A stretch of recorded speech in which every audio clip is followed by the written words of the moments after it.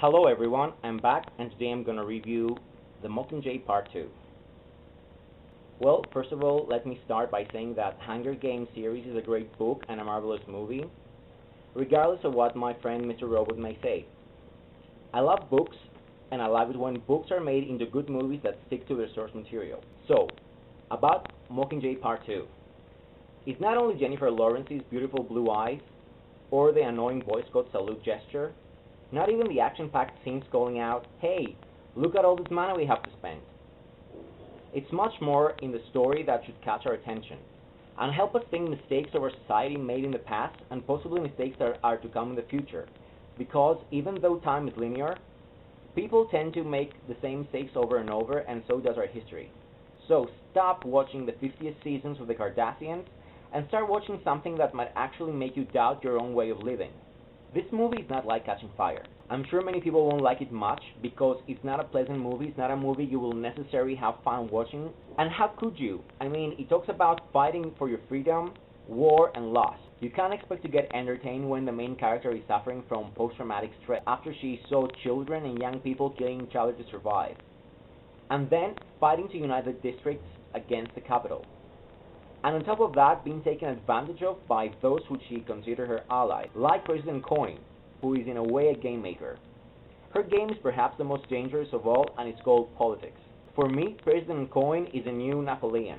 She fights to free the people of Pan Am, but only to establish herself as the new permanent president emperor of the country. And she is willing to do anything to achieve it, even killing the Mockingjay or sacrifice children in order to use as propaganda against President Snow. And this is another element I really find interesting in this movie, the use of media and propaganda to manipulate the viewers. Exactly the same thing happens in our society, in our reality. The way governments use the media to control us, which is a new way to say tyranny and slavery. And the manipulation of language that can subconsciously guide our way of thinking. I'll give you an example so you understand what I mean by manipulation of thinking through verbal propaganda.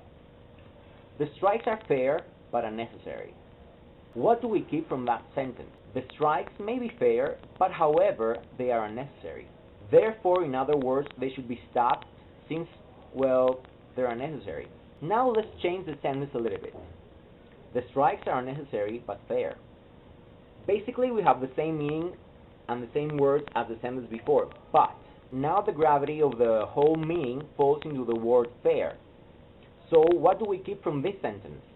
That however unnecessary the strikes may be, nonetheless they are fair, so therefore they should keep on going.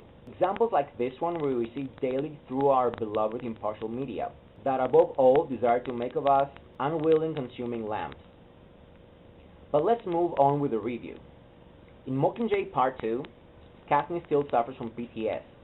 She's tired of all the different kinds of games she has to play. She in a way reinvents herself, and in the end she stays true to what she is and not to what others want her to be.